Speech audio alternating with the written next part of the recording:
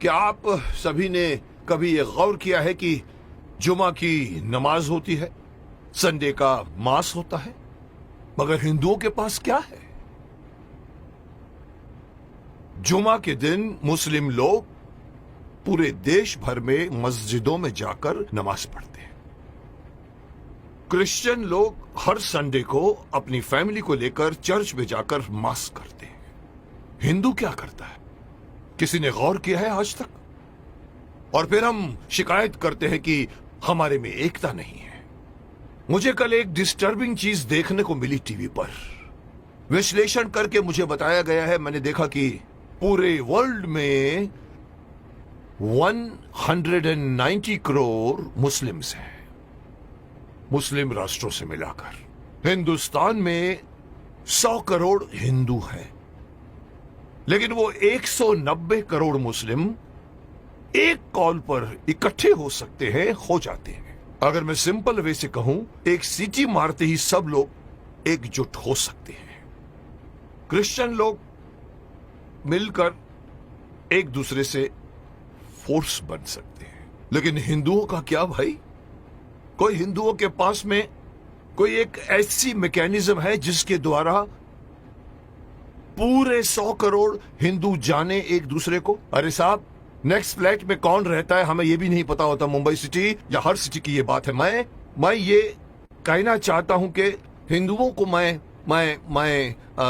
Again मैं वही कहूंगा कि मैं कहना चाहता हूं कि मुझे पता नहीं कि मेरी बात में कितना वजन है, लेकिन मैं पूरे देश के धर्माचार्यों को, मैं देश के पूरे संत समाज के जो बड़े बड़े आसीन पदासीन है, मैं उनको कहना चाहूंगा, आह्वान कीजिए, आप एक दिन मुकर्रर कीजिए, एक दिन फिक्स कीजिए, हफ्ते में एक दिन आप अपना लीजिए। और अगर मुझसे पूछो तो वो मंगलवार आ सकता है, क्योंकि मंगलवार हनुमान का दिन है, हनुमान जी का दिन है। एक दिन मुकर्रर कीजिए, एक दिन फिक्स कीजिए, जिसमें पूरे देश भर के लोग अपने अपने इलाके के मंदिरों में जाकर 1 घंटे के लिए बैठ जाएं। क्या करेंगे आप लोग बैठकर? मुस्लिम लोग नमाज पढ़ते हैं, क्रिश्चियन लोग उनका एक अपना सिस्टम होता है, उनके फादर बोलते हैं। आप लोगों को, हिंदुओं को, कोई सिस्टम बनाने की कोई जरूरत नहीं, कोई आरती नहीं, कोई पूजा नहीं।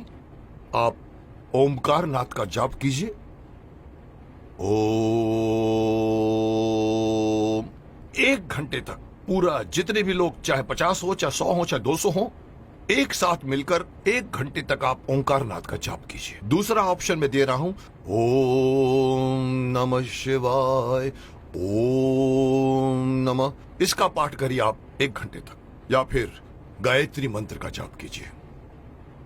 अब आप देखिए मैं क्यों इस बात को उठाना चाहता हूं, क्योंकि हमारे हिंदुओं में ये एक बहुत बड़ी मान्यता है कि अपने आप को बहुत सहिष्णु मानते हैं और कहते हैं हिंदू हमारा धर्म, हमारा हिंदू समाज अपने धर्म के प्रति जागरूक नहीं है, अपने धर्म के प्रति पूरी तरह से कमिटेड नहीं है। धर्म कहते हैं हमारा हिंदू धर्म धर्म नहीं है, हमारा धर्म जो है वे ऑफ लाइफ है। मैं हमेशा से मना करता हूं, धर्म था, है और रहेगा। और जब तक आप इसको अपना धर्म नहीं मानोगे, तब तक आपके अंदर कभी भी एकता नहीं आएगी, कभी भी आपके अंदर मोटिवेशन नहीं आएगा, कभी भी आपके अंदर फोर्स नहीं आएगा। इसलिए मैं चाहता हूं कि सारे हमारे पूरे देश में आप इमेजिन कीजिए कि एक साथ पूरे देश में आप एक टाइम फिक्स कीजिए। मेरे हिसाब से रात को 7 से 8 बजे का टाइम फिक्स कीजिए। सब लोग अपना अपना काम छोड़कर अपने नजदीक के मंदिर में जाएं, 1 घंटा बैठें और 1 घंटा बैठ के अपनी सभा होगी, जिसका नाम मैं सजेस्ट करना चाहता हूं। हो सकता है नाम इसका मंगल धार्मिक सभा हो सकती है, या मंगल धार्मिक मिलन हो सकता है, या मंगल धार्मिक मिलाप हो सकता है। आप लोग वहां जाइए। हर हिंदू, मैं अगेन बात करना चाहूंगा, इसमें बौद्ध भी आ जाते हैं, सिख भी आ जाते हैं, जैन भी आ जाते हैं, उनको भी आना पड़ेगा, उनको भी साथ में आना पड़ेगा, क्योंकि 100 करोड़ में उनकी गिनती होती है। उन सब लोगों को अगर ये आदत पड़ जाए, हर मंगलवार रात को 7 से लेके 8 बजे मुझे अपने परिवार वालों को लेकर, साथ में बच्चों को लेकर जाइए और मंदिर में जाके बैठ जाइए। एक मेडिटेशन की तरह से आप लोग बैठकर वहां पर एक सभा कीजिए। उसका नाम मैं देना चाहता हूं मंगल धार्मिक सभा। या मंगल, मांगलिक, मिलाप या कुछ भी नाम रखा जा सकता है। जैसे मुस्लिम कैसे नमाज कहते हैं, क्रिश्चियन उसे मास कहते हैं, आप उसे मंगल मिलाप कह सकते हैं। वहां आइए, आप देखेंगे आपका पूरा देश, आपके पूरे देश के 100 करोड़ हिंदू कितनी जल्दी एक दूसरे के साथ एकजुट हो जाएंगे, जिसका इस वक्त, इस कॉन्टेम्पररी आजकल आप देख रहे हैं जिस तरह के माहौल बन रहे हैं, उसमें हमारे हिंदुओं पर लोग एक तरह से हंसते भी हैं। उनको पता है कि ये लोग कोई मिलने वाले नहीं हैं। लेकिन अगर ये होना शुरू हो जाएगा तो आप सही अपने इर्द गिर्द के लोगों को सिर्फ जानोगे नहीं, पहचानना शुरू कर दोगे।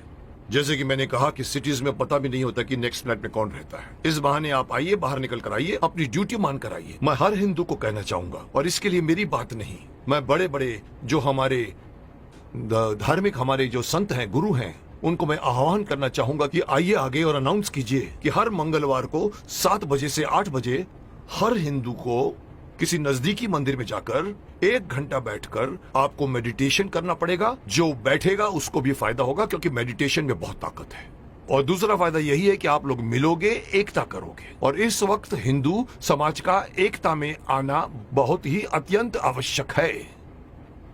मैं नहीं बताना चाहता, लोग सब समझते हैं कि मैं क्या बोलना चाहता हूं, लेकिन हिंदू समाज बटा हुआ है। जुट और नंबर्स में ताकत होती है। ये हिंदू से निकलकर सिख, ये बौद्ध, ये जैन, इस बहाने साथ में आइए, क्योंकि आप पहले हिंदू हैं, उसके बाद में आप सिख हैं, उसके बाद में आप बौद्ध हैं, उसके बाद में आप जैन हैं। मेरी एक छोटी सी गुजारिश है कि मैं अपनी तरफ से सलाह देना चाहता हूं कि देश भर में कुछ ऐसा कानून बनाया जाए।